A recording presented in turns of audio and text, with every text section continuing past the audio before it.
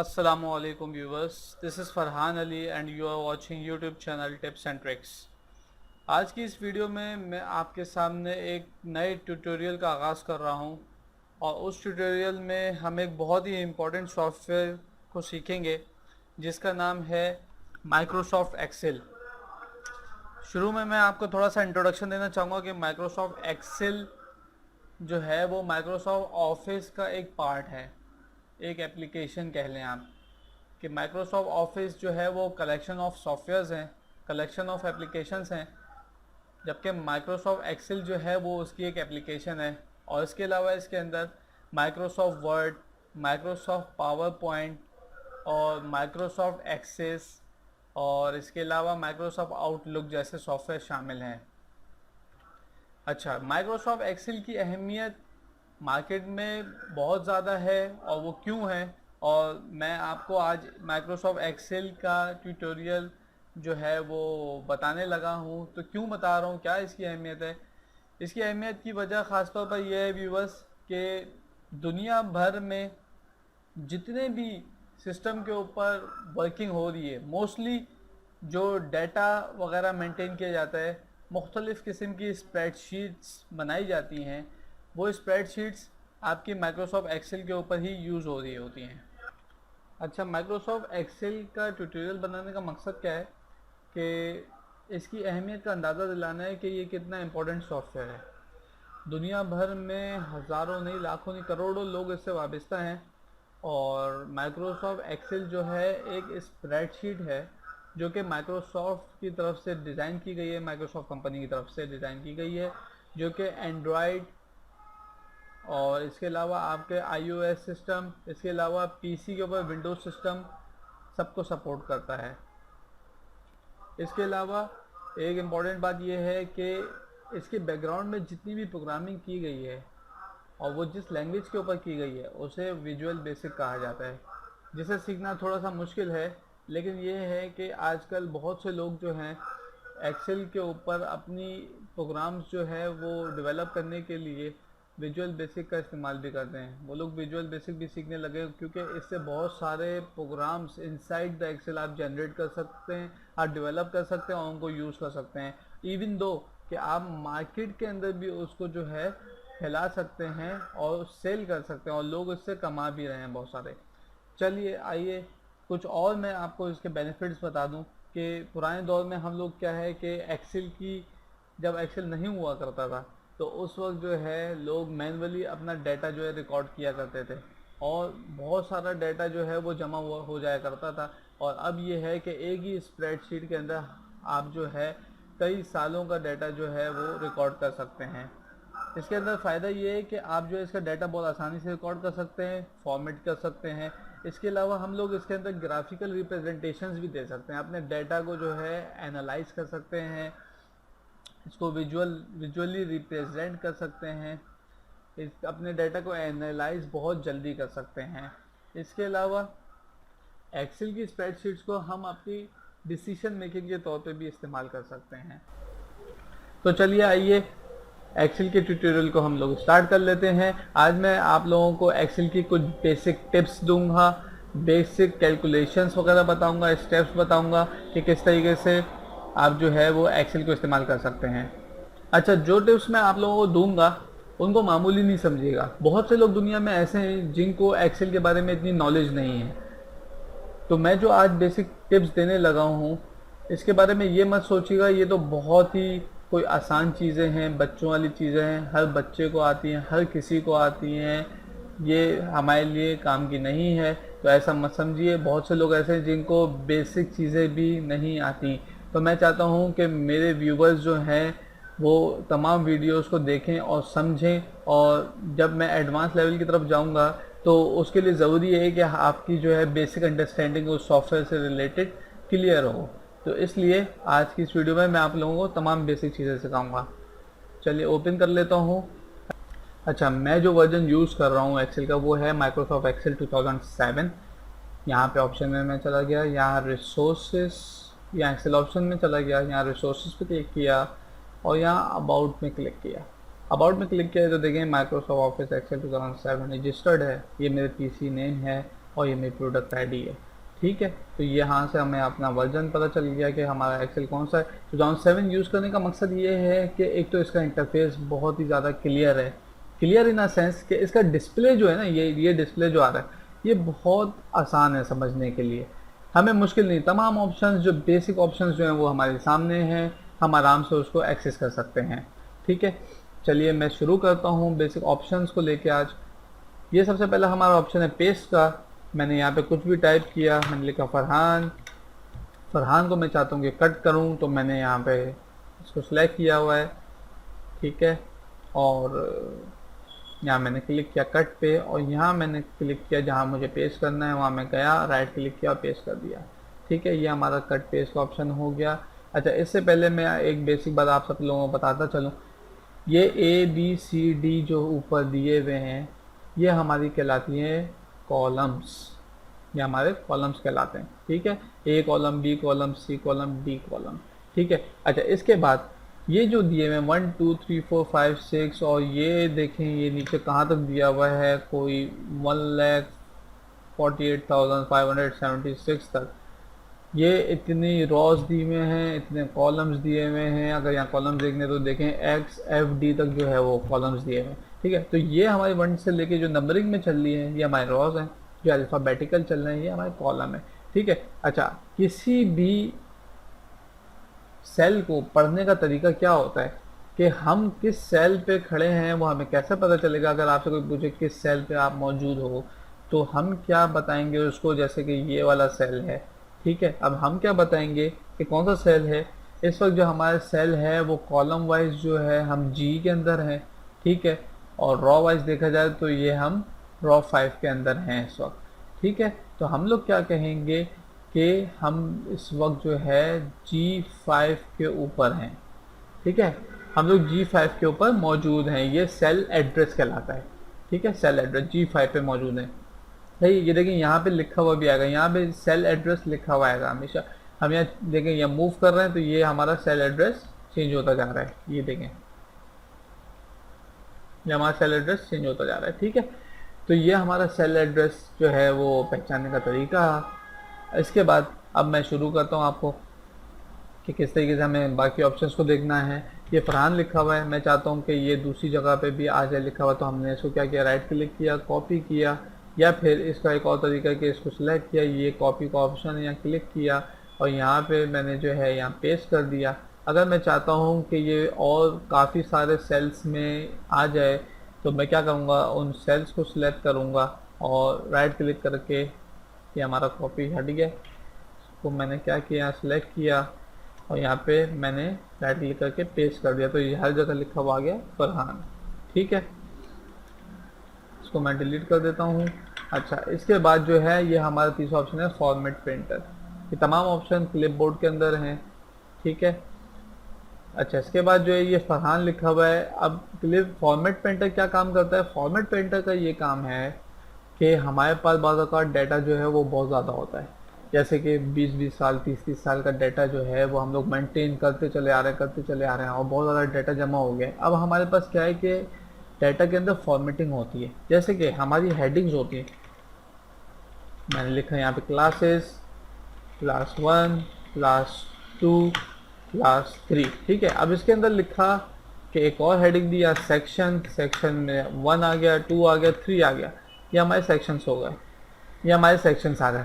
ठीक है, अब मैं चाहता हूँ कि क्लासेस जो लिखा हुआ है और सेक्शन जो लिखा हुआ है हेडिंग है हमारी।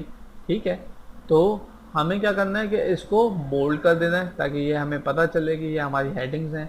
ठीक है, और इसको क्या किया, हमने जो है इटैलिक कर दिया कि हमें पता चले ये हमारी हेडिंग है और ये उसका डाटा है। क्लासेस के अंदर क्या क्या है, क्लास 1, क्लास 2, क्लास 3, सेक्शन के अंदर सेक्शन 1, 2, 3।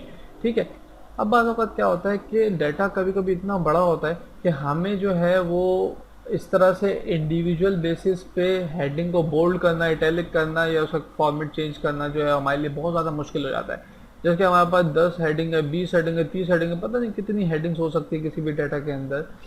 तो हम क्या करेंगे कि हम लोग जो हैं इस फॉर्मेट प्रिंटर के ऑप्शन को जो है वो यूज़ करेंगे। ठीक है, अब तरीक़ेकार क्या है, फ़र्ज़ कर लें कि ये जो है मेरे पास ये हेडिंग्स हैं, ठीक है, ये हेडिंग्स है, ये डाटा नहीं, ये हेडिंग्स है, फर्ज करें, ठीक है। अब मैं क्या करता हूँ कि मैंने जो है वो किसी पे जो है हेडिंग को बोल्ड करना है, बोल्ड कर दिया मैंने, इसका जो है मैंने साइज बढ़ा दिया, 20 कर दिया, ठीक है। अब बाकी ये जो हेडिंग्स हैं इनको भी मैं चाहता हूँ कि सेम इसी फॉर्मेट पर आ जाए, तो मैं क्या करूँगा, मैं इस वन पे क्लिक करूँगा जो कि मेरी पहली हेडिंग थी जो मैंने चेंज की, और बाकियों को चेंज करने के लिए मैं क्या करूँगा, इसको सिलेक्ट किया, मैंने फॉर्मेट पेंटर पे क्लिक किया और मैंने यहाँ से खींच के जो है, अब असल में मेरा माउस थोड़ा सा इशू कर रहा है, इस वजह से क्लिक जो है इसका थोड़ा प्रॉब्लम कर रहा है, ठीक है। तो ये जो है वन हमारा 22 साइज था, बोल्ड था, कैलिबरी था, तो ये भी टू भी जो है वो ऐसे के ऐसे ही हो गया। अब मैं चाहता हूँ बाकियों को भी करूँ, तो मैं क्या करूँगा, इस वन को या टू को, क्योंकि फॉर्मेट उसका बन चुका है, तो मैं फॉर्मेट पेंटर पर क्लिक करूँगा और मैं पकड़ के जो है इन तमाम के ऊपर अगर ले आऊँ तो ये कि वो भी चेंज हो जाएंगे, ठीक है। तो ये हमारा फॉर्मेट पेंटर का जो है ऑप्शन था। इसके बाद बाकी जो ऑप्शन है वो भी बहुत सिंपल से हैं, मैंने यहाँ पे कुछ भी लिख दिया, ठीक है, बोल्ड कर दिया, इटैलिक बोल्ड कर दिया, इटैलिक कर दिया, अंडरलाइन कर दिया, ये देखें ये हमारा अंडरलाइन का साइज़ बढ़ा दिया। तो ये तमाम ऑप्शंस थे। इसके अलावा मैं चाहता हूँ कि ये हमारे जो 4A लिखे, ये कुछ हमारा डाटा है, इसका जो एक बॉर्डर बन जाए कि ये जो है आइडेंटिफाई हो सके, ये एक मेजर डाटा है, हमने इसको जो है इस तरह बॉक्स में कर दिया।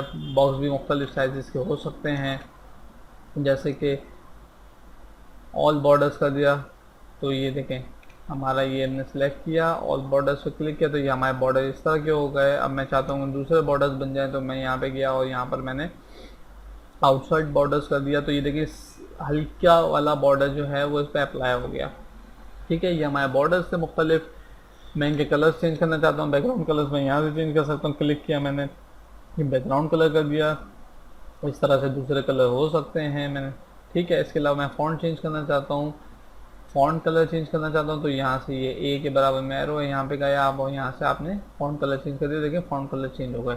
इसके बाद अब मैं चाहता हूँ कि ये डाटा जो है, ये डाटा जो है ये लेफ्ट हुआ हुआ है, ये अपने सेल देखें, ये सेल के अंदर बिल्कुल लेफ्ट पर आया हुआ है, ठीक है, ये लेफ्ट पे आया हुआ है, ये सेंटर में नहीं है, ये राइट पे नहीं है। मैं चाहता हूँ इसको सेंटर में कर दूँ, ठीक है। तो मैंने इस सेल को सिलेक्ट किया और यहाँ पे मैंने सेंटर टेक्स्ट पे क्लिक कर दिया, देखें ये सेंटर में आ गया, ठीक है। मैं चाहता हूँ राइट पे कर दूँ, वेरी राइट, तो ये वेरी राइट पर आ गया, ठीक है। और लेफ्ट पे करना चाहूँ तो दोबारा लेफ्ट पे भी कर सकता हूँ। अच्छा, इसके बाद अब मैं चाहता हूँ एक और ऑप्शन आपको बताता हूँ, बहुत ही इंपॉर्टेंट ऑप्शन है, ये बहुत ज़्यादा यूज़ होता है। मैंने यहाँ पर एक डाटा उठाया, ठीक है, जैसे कि मैंने यहाँ डाटा लिया है, क्लास, सेक्शंस, टीचर्स और ग्रेड्स, स्टूडेंट्स, ठीक है। अब मैं चाहता हूँ ये किसी एक स्कूल का डाटा है, ठीक है। अब मैं यहाँ उस स्कूल का नाम लिख लेता हूँ, सिटी स्कूल, ठीक है, सिटी स्कूल, और मैंने यहाँ पे इसका कैंपस भी दे दिया, नाज़िमाबाद कैंपस, ठीक है। अब ये हमें नज़र तो आ रहा है, सही है, लेकिन ये अलग अलग सेल में, आप देखिए सिटी स्कूल में मैं हूँ तो ये सेल का एड्रेस क्या दे रहा है, K11, बराबर वाले में चला गया तो L11, इसके बराबर में चला गया तो M11, ये अलग अलग सेल में, ठीक है। अब मैं चाहता हूँ कि ये एक ही सेल में आ जाए, कि मतलब यानी मैं चाहता हूँ कि ये K11 के अंदर ही शो हो, मतलब मैं यहाँ भी जाऊँ तब भी K11 हो, यहाँ भी जाऊँ तब भी K11 हो, ताकि हमें आइडेंटिफाई करने में आसानी हो कि ये डाटा जो है ये पूरे सिटी स्कूल नाज़िमाबाद कैंपस का है। वरना इससे ये होता है कि डाटा जो है वो आगे पीछे हो जाता है और हमें समझने में मुश्किल होती है। मैंने क्या करना है कि सिटी स्कूल नाज़िमाबाद कैंपस को जो है ये तीनों को सेल को सिलेक्ट करना है। सिलेक्ट करने के बाद जो है यहाँ पे लिखा है मर्ज एंड सेंटर, इस पर जब मैं क्लिक करूँगा तो ये देखें ये सिटी स्कूल नाज़िमाबाद कैंपस कौन से सेल में आ रहा है, K11 में, ठीक है। स्केल अब ये थोड़ा सा हाइड इसलिए हो गया क्योंकि हमारे सेल का स्पेस कम है और वहाँ पे टेक्स्ट जो है वो ज़्यादा था, ठीक है। तो मैंने क्या किया, मैंने यहाँ से पकड़ के बड़ा कर दिया, ठीक है। इस तरह से ये साइज जो है इसका पूरा विजिबल हो गया, ठीक है। इसको मैंने जो है वो बोल्ड कर दिया, इसको मैंने बॉर्डर दे दिया ताकि ये लगे कि ये बिल्कुल एक हेडिंग है, सही है। अच्छा, इसके बाद एक डाटा होता है कि हम क्या करते हैं कि हम चाहते हैं कि एक ही सेल के अंदर बहुत बड़ी वैल्यू हम कभी लिखना चाहते हैं, जैसे कि हमारे अमाउंट्स होते हैं बातों का, PKR, यूरो, डॉलर वगैरह में हम अमाउंट्स लिखना चाहते हैं। जैसे हमने लिखा बहुत कोई एक बड़ा नंबर लिख दिया, ठीक है, हमने ये नंबर लिख दिया। अब ये देखें, ये मैं जब लिख रहा हूँ तो ये +13 करके एक नंबर आ रहा है, ठीक है। तो ये इसका मतलब ये है कि इसका पूरा नंबर क्या होगा जो हमने लिखा है यहाँ पे, वो यहाँ पे हमें ये fx के बराबर में ये लाइन आ रही है, ये हमारी फॉर्मूला बार कहलाती है, ठीक है। हम यहाँ पे कुछ भी लिखेंगे, किसी भी सेल पे कुछ भी लिखते हैं, वो देखें ऊपर भी चेंजेस हो रही हैं, ठीक है। ये देखें, ये ऊपर भी हमारी चेंजेस हो रही हैं, ठीक है। हम यहाँ नीचे लिख रहे हैं लेकिन यहाँ पे पूरा शो नहीं कर रहा, क्योंकि ये सेल का जो साइज है वो उसके कंटेंट से छोटा है, ठीक है। तो हम यहाँ से ऊपर से देख सकते हैं कि ये यहाँ पे क्या लिखा हुआ है पूरा, ठीक है। अच्छा, इसके अलावा एक और चीज़ ये कि अगर हम चाहते हैं कि एक ही सेल में खुद ही जो डाटा हम लिखे हैं वो हमें इसी जगह पे नज़र आए, ना कि फॉर्मूला बार पे, तो हम क्या करेंगे, हमने यहाँ लिखा वी वेंट टू सिडनी, हमने यहाँ प्रेस किया ऑल्टर एंटर, ताकि ये नेक्स्ट लाइन में आ गया। देन वी स्टे देयर, मैंने यहाँ ये लिखा, ठीक है। तो देखें आप, ये सब कुछ जो है वो एक ही सेल के अंदर आ गया, ठीक है। कौन सा सेल में, C25 में आ गया, ये हमारा एक ही सेल के अंदर आ गया।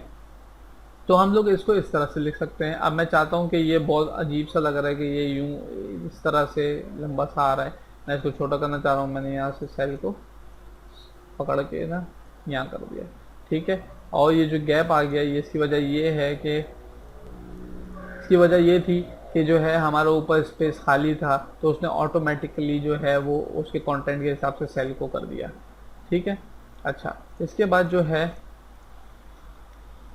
मैंने यहाँ पे कुछ भी लिखा इस तरह से ASDS और ये लिख दिया, ठीक है। अब ये हमें जो है ये एक सेल में तो है, हम C30 में हमने लिखा है, लेकिन बराबर वाले में भी नज़र आ रहा है, हमें D30 में भी नज़र आ रहा है और E30 में भी नज़र आ रहा है, ठीक है। तो अब मैं चाहता हूँ कि ये जो है ये सिर्फ C30 के अंदर ही नज़र आया मुझे। एक तरीका तो ये कि मैं इन तीनों को पकड़ के जो है वो मर्ज एंड सेंटर जो है इसके ऊपर लगा दूं, तो ये पूरा एक ही बन जाएगा, जैसे कि हम लोगों ने यहाँ सिटी स्कूल के साथ किया था।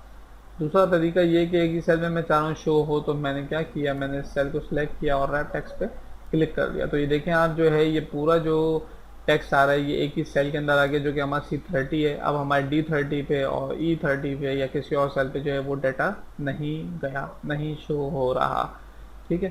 तो ये भी कुछ बेसिक्स ऑप्शंस थे। इसके अलावा हम लोग चाहते हैं कि हम वैल्यूज़ देते हैं कुछ भी, ठीक है, तो हम उसके साथ करेंसी लगाना चाहते हैं। तो हमने फर्स्ट करें, इस पहली वैल्यू के साथ हम करेंसी लगाना चाह रहे हैं डॉलर, तो डॉलर का यहाँ निशान आ रहा है अकाउंटिंग नंबर फॉर्मेट के ऑप्शन में, मैंने यहाँ क्लिक किया तो ये देखिए डॉलर बन गया, ठीक है। और उसके बाद मैं ये चाहता हूँ यहाँ दूसरे वाले पे जो दूसरी करेंसी है, मैं एरो में गया, मैंने यहाँ पे जो है ये इंग्लिश यूनाइटेड किंगडम पाउंड ले लिया, तो यहाँ पाउंड का ऑप्शन आ गया, ठीक है। ये पाउंड का ऑप्शन यहाँ पर आ गया। अब मैं चाहता हूँ तीसरे के साथ जो है मैं ये सिलेक्ट करूँ और मोर अकाउंटिंग फॉर्मेट्स में जाकर मैं यहाँ पे इसको यहाँ पर जो है किसी दूसरा जो है वो सिंपल से दिखाऊं। तो मैंने यहाँ पे PKR को सिलेक्ट किया, PKR को सिलेक्ट किया और ओके किया, तो देखिए यहाँ पे इसका सिंबल आ गया और ये जो है वैल्यू ऑटोमेटिकली कॉमास वैल्यू में आ गई, ताकि ये कि हमें इसको पढ़ने में, हमें समझने में जो है वो आसानी हो जाए, ठीक है। अच्छा, इसके बाद हमने क्या किया कि ये .00 जो आ रहे हैं हम ये चाहते हैं ख़त्म हो जाए, तीनों में आ रहे हैं, तो हमने तीनों को सिलेक्ट किया और यहाँ पर गए, क्या लिखा है, डिक्रीज डेसिमल, डेसिमल को हमने ख़त्म करना है। तो हमने एक दफ़ा दबाया तो एक ख़त्म हुआ, इस तरह दो दफ़ा, तीन दफ़ा दबाया तो ये तीनों जो है ख़त्म हो गए। अब ये पूरी एक राउंड वैल्यू आ गई, सही है। अच्छा, इसके बाद जो है मैं किसी वैल्यू को चाहता हूँ, ये मैंने 500 लिखा और ये परसेंटेज में आ जाए, तो इसको मैं सिलेक्ट किया और यहाँ परसेंटेज पे क्लिक कर दिया, तो ये 50,000 परसेंटेज में चला गया। तो ये परसेंटेज जो है इस तरह से हम लोग यूज़ कर सकते हैं। इसके अलावा कोई भी वैल्यू मैंने लिखी हुई है, ठीक है, ये वैल्यू मैंने लिखी हुई है। मैं चाहता हूँ ये इसके अंदर कॉमाज आ जाए, जैसे कि यहाँ पर आए थे जब हम लोगों ने सिंबल दिया था, तो यहाँ कॉमाज आने जाते हमें आइडेंटिफाई हो, वैल्यू आसानी से पढ़ी जा सके। तो मैंने यहाँ कॉमे पे गया और कॉमा पे क्लिक कर दिया, तो अब ये पढ़ने में आ रही है वैल्यू, हम इसको आराम से पढ़ सकते हैं। और उसके यहाँ से डेसिमल ख़त्म कर दिए। ठीक है, अच्छा इसके बाद, अच्छा ये एक हमारा डाटा है, बेसिक पेरोल का डाटा है कि किसी भी कंपनी के अंदर मुख्तलिफ किस्म की फैसिलिटीज़ जो दी जाती हैं उसकी कैलकुलेशन यहाँ पर दिखाई गई है। अच्छा, इसके अंदर ये है कि हम लोग जो है यहाँ पर अब कंडीशनल फॉर्मेटिंग करने जा रहे हैं। ठीक है, कंडीशनल फॉर्मेटिंग का मतलब ये है कि किसी भी डाटा को जो है हम उसकी वैल्यू के हिसाब से फॉर्मेट कर सकते हैं। ठीक है, फॉर एग्जांपल ये बेसिक सैलरी है 10,000, 15,000, इस तरह से 60,000 तक है। ठीक है, अब मैं चाहता हूँ कि इसकी कलरिंग हो जाए बेस्ड ऑन इस वैल्यू। तो मैं क्या किया, इस 10,000 को लेके यहाँ 60,000 तक सेलेक्ट किया। ये मैंने सेलेक्ट किया। इसके बाद मैं कंडीशनल फॉर्मेटिंग पे गया और यहाँ पर मैं डेटा बार्स में गया और डेटा बार्स में मैंने कोई भी कलर सेलेक्ट कर दिया। तो ये देखें, मैंने क्लिक किया इसके ऊपर, तो ये देखें 10,000 जो है उसके साथ एक कलर आ रहा है और उसकी फ्यूल जो है वो कम है, 15,000 की उससे ज़्यादा है, 25 की उससे ज़्यादा है, एंड सो ऑन। ठीक है, तो हम इसकी वैल्यूज़ को जो है इस तरह से इसके ऊपर फॉर्मेटिंग कर सकते हैं। मैं कलर चेंज कर दूँ, कलर चेंज हो जाएगा। ठीक है, इसी तरह जो है हम हर डाटा के ऊपर इसी तरह हम कर सकते हैं। सिर्फ ये वैल्यू के ऊपर होता है, वैल्यू के ऊपर जो है हम इस तरह से डेटा बार जो है डेटा बार हम लोग लगा सकते हैं। ठीक है, इसके अलावा मैंने ये रो सेलेक्ट की, ये कॉलम सेलेक्ट किया और यहाँ कंडीशनल फॉर्मेटिंग में गया और यहाँ पे लिखा हुआ है highlight cells rules greater than. अब मैं जो है वो मालूम करना चाह रहा हूँ, हमारे कॉलम के अंदर बहुत सारी वैल्यूज़ आ रही है, मैं चाहता हूँ कि भाई हमारी जो वैल्यू है वो 5,000 से ज़्यादा की जो भी वैल्यू आ रही है वो हाईलाइट हो जाए। तो मैंने क्या किया, यहाँ ग्रेटर देन पे क्लिक किया और यहाँ लिख दिया 5,000 greater than format cell data greater than 5,000। मैंने यहाँ ओके पे क्लिक किया, तो ये देखें आपके पास जितनी भी 5,000 से बड़ी वैल्यू आ रही थी तमाम हाईलाइट हो चुकी हैं। 750 नहीं है हाईलाइटेड क्योंकि 5,000 से छोटी है। तो ये एक तरह की फॉर्मेटिंग होगा। इसके अलावा एक और रो को हम सेलेक्ट करते हैं और यहाँ कंडीशनल फॉर्मेटिंग में जाता हूँ, यहाँ हाईलाइट सेल्स पे किया, इस तरह लेस देन करेंगे तो लेस देन की भी आप चाहें कोई भी वैल्यू दे सकते हैं। क्लिक किया, यहाँ लेस देन की वैल्यू देंगे हमने, जैसे कि यहाँ पे कोई भी वैल्यू दे दी हमने 5,000 पे हमने किया, दोबारा ओके किया। तो अब देखें अब 5,000 से नीचे की जितनी भी वैल्यूज थी वो तमाम उसने हाईलाइट कर दी। ठीक है, इसके बाद अगली पे देखते हैं लंच। लंच में जाएंगे तो कंडीशनल फॉर्मेटिंग में अब ये highlight cells text that contains equal to a date occurring and duplicate values. तो हम इस तरह से देख सकते हैं। ये डुप्लीकेट वैल्यूज बहुत अच्छा ऑप्शन है। इसके अंदर ये है कि बहुत सारी वैल्यूज जो है वो रिपीट होती होती है, तो हम चेक कर सकते हैं कौन कौन सी वैल्यू डुप्लीकेट है, इसके अंदर रिपीट है हो रही है, तो हम यहाँ से भी उसको देख सकते हैं। इसके अलावा top bottom values, top 10 items, बात औकात हमारा होता है ना कि हम लोग क्लास में देखते हैं ये टॉप 10 स्टूडेंट्स कौन से हैं, तो हम उनके नाम के आगे उनके मार्क्स ऑब्टेन लिखते हैं और उसके बाद उनको सिलेक्ट करके टॉप 10 आइटम्स कर सकते हैं। तो वो जो है असेंडिंग ऑर्डर में जो है वो तमाम 10 बड़े जो नंबर्स गेन किए गए होंगे वो दिखा देगा। ठीक है, इसी तरह ये तमाम ऑप्शंस हैं। इसके अलावा कलर स्केल्स है, ये मुख्तलिफ कलर्स को जो है इसके ऊपर अप्लाई कर देता है।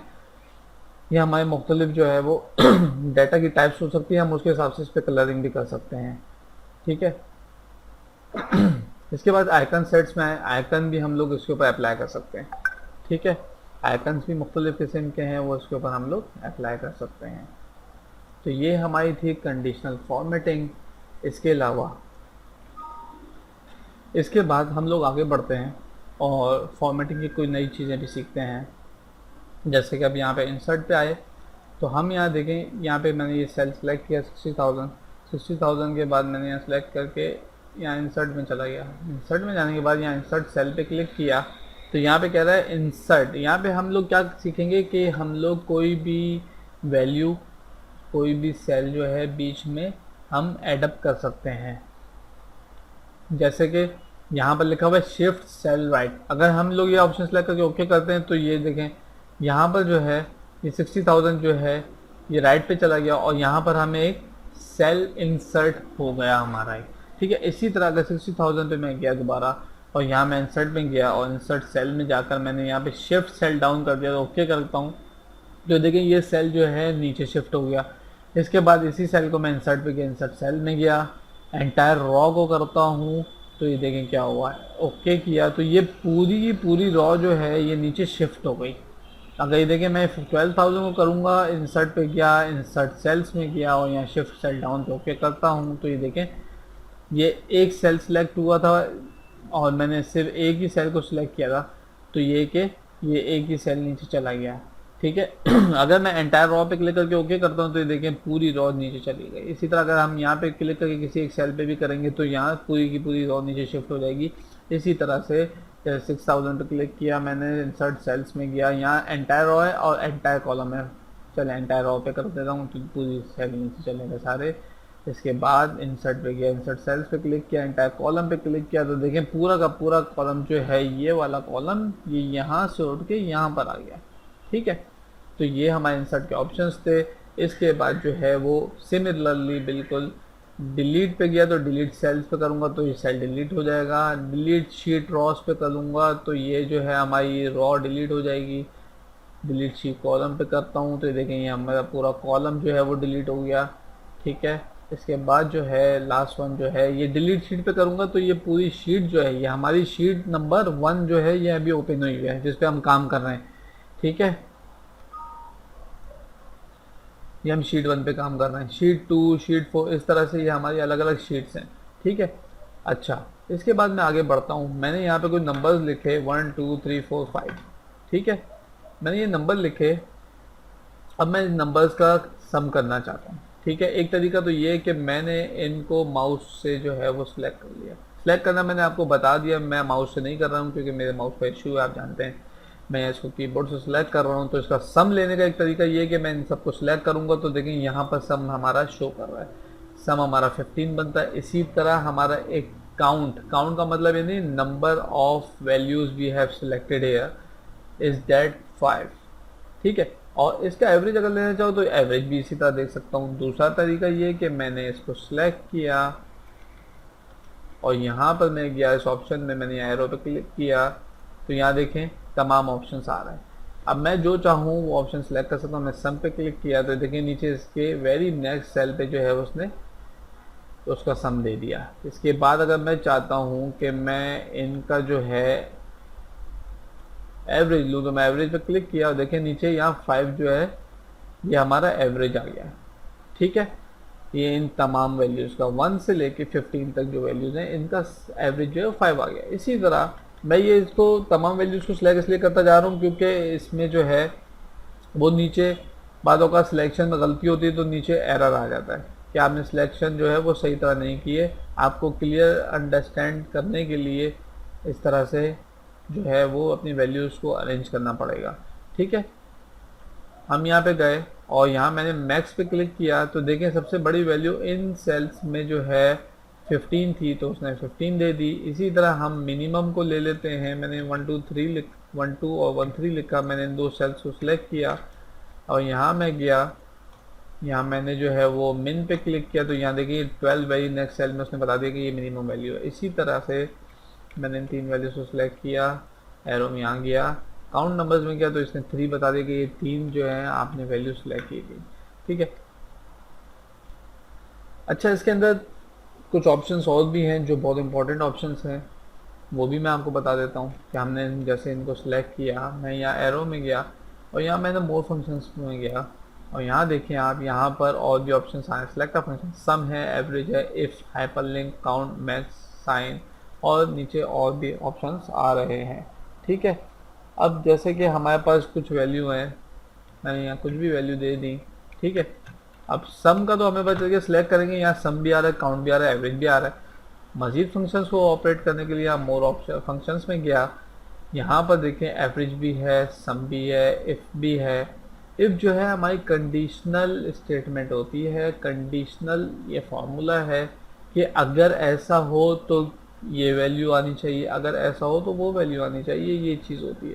ठीक है, इसके अलावा हाइपरलिंक जो है ये बहुत ज़्यादा इम्पॉर्टेंट लिंक होता है, इम्पॉर्टेंट फंक्शन है। इसके बारे में मैं आपको आगे बताऊंगा, अभी आपको समझ में नहीं आएगा क्योंकि ये बेसिक लर्निंग के अंदर नहीं आता है, थोड़ी सी एडवांस चीज़ है। मैं आपको बताऊँ। काउंट मैं आपको बता चुका हूँ, मैक्सिमम बता चुका हूँ, साइन ये जो है हमारी ट्रिग्नोमेट्री से रिलेटेड है, हमने पढ़ा होगा अगर साइन थीटा कॉस थीटा वगैरह ये उससे रिलेटेड है। सम इफ जो है थोड़ा सा एडवांस। पीएमटी जो है ये हमारी जो है बैंकिंग ट्रांजेक्शन्स के अंदर बहुत ज़्यादा काम आती है, बैंक के अंदर ये फार्मूला बहुत ज़्यादा यूज़ होता है। ये स्टैंडर्ड डेविएशन है, ये मैथमेटिकल कैलकुलेशन के लिए होता है। ठीक है, तो ये इनको फ़िलहाल मैं स्किप करता हूँ। नेक्स्ट वीडियो इंशाल्लाह या नेक्स्ट के बाद जो वीडियो बनाऊंगा मैं उसमें ये सब कवर करूंगा, क्योंकि ये बिल्कुल बेसिक चीज़ें नहीं है, थोड़ी सी एडवांस है। ठीक है, अच्छा ये थी आज की हमारी तमाम चीज़ें, इसमें से कुछ चीज़ें जो है वो फिर मैं इंशाल्लाह आपको बताऊंगा। अच्छा एक चीज़ और बताता चलूँ कि ये हमारे नीचे शीट्स हैं। शीट्स जो हैं इसके अंदर हम क्या कर सकते हैं कि बाज़ औक़ात बहुत सारी शीट्स एट अ टाइम जो है हमारी किसी भी फाइल के अंदर हो सकती हैं। ठीक है, ये हमारा एक डेटाबेस बना हुआ है जिसके अंदर मल्टीपल शीट्स जो हैं उसके ऊपर काम कर रहे हैं। फॉर एग्जांपल मैं शीट 1 पे एक स्कूल का काम कर रहा हूँ, शीट 2 पे जो किसी यूनिवर्सिटी के ऊपर जो है वो काम कर रहा हूँ, शीट 4 पे जो है वो मैं कोई जो है गवर्नमेंट का कोई प्रोजेक्ट है उसके जो है वो डेटाबेस मेंटेन कर रहा हूँ। तो मुझे कैसे पता चलेगा शीट 1 कौन सी है, शीट 2 कौन सी, शीट 4 कौन सी है, मेरा डाटा कहाँ कहाँ है। तो मैं क्या करूँगा, शीट 1 पर राइट क्लिक किया मैंने और यहाँ रीनेम किया, तो यहाँ पर जो है मैं अपनी शीट को जो है नाम दे सकता हूँ स्कूल वर्क। ठीक है, मैंने इसको नाम दे दिया। शीट 2 पे गया मैं, यहाँ पे मेरा कुछ डाटा है, मैंने यहाँ इसको राइट क्लिक किया, रीनेम कर दिया गवर्नमेंट एक्सपेंसेस। ठीक है, तो ये मैंने इसको नाम दे दिया ताकि ये अभी देखिए आइडेंटिफाई हो रही है स्कूल वर्क के गवर्नमेंट एक्सपेंसेस। इसके अलावा शीट 4 जो है इसी तरह मैं इसको भी रीनेम कर सकता हूँ। ठीक है, अच्छा इसके बाद जो है मैं चाहता हूँ कि इन पे थोड़ी सी कलरिंग हो जाए ताकि ये थोड़ा सा अलग सा नजर आए। तो स्कूल वर्क पे मैं राइट क्लिक किया और मैं टैब कलर पे गया और मैंने देखिए यहाँ से कोई भी मैं कलर दे देता हूँ। फॉर एग्जाम्पल ये मैंने ग्रीन कर दिया, तो देखिए ये स्कूल वर्क ग्रीन हो गया। इसी तरह गवर्नमेंट एक्सपेंसेस को मैं चाहता हूँ कलर हो जाए, तो टैब कलर में मैं गया, येलो कर दिया। इसी तरह शीट 4 को मैंने सेलेक्ट किया, राइट क्लिक कर किया, टैब कलर में जाके मैंने इसको ऑरेंज कर दिया। ठीक है, तो ये हमारे इस तरह से कलरिंग हो गई। तो ये एक नई चीज़ हो गई हमारे पास। इसके अलावा हम लोग शीट्स को ऐड कर सकते हैं। यहाँ पे देखेंगे छोटा सा ऑप्शन है इंसर्ट वर्कशीट, इसका एक शॉर्टकट है शिफ्ट F11। यहाँ पे इस तरह से हम शीट्स ऐड कर सकते हैं, आप जितनी चाहें उतनी वर्कशीट इसके अंदर ऐड कर सकते हैं। इसका शॉर्टकट शिफ्ट 11 है, शिफ्ट 11 मैंने किया तो मेरे पास जो है वो एक नई शीट ऐड हो गई, शीट 7 शीट 8। ठीक है, तो ये कुछ चीज़ें थी जो आपको बतानी ज़रूरी थी ताकि ये कि आप जो है अपने बेसिक वर्जन का डेटाबेस मेंटेन कर सकें। इंशाअल्लाह अज़ीज़ मैं जल्दी नई वीडियो के साथ हाजिर होऊंगा। अपना बहुत सारा ख्याल रखिएगा। अगर आपका कोई सवाल है इस वीडियो से रिलेटेड, कोई बात समझ में नहीं आई है तो जो है आप वो बात मुझसे पूछ सकते हैं, नीचे कमेंट कीजिए। और अभी तक अगर आपने मेरा चैनल सब्सक्राइब नहीं किया है तो सब्सक्राइब के बटन पर क्लिक कीजिए। इंशाल्लाह जल्दी ही आपसे नई वीडियो में मुलाकात होगी। Take care, thanks for watching.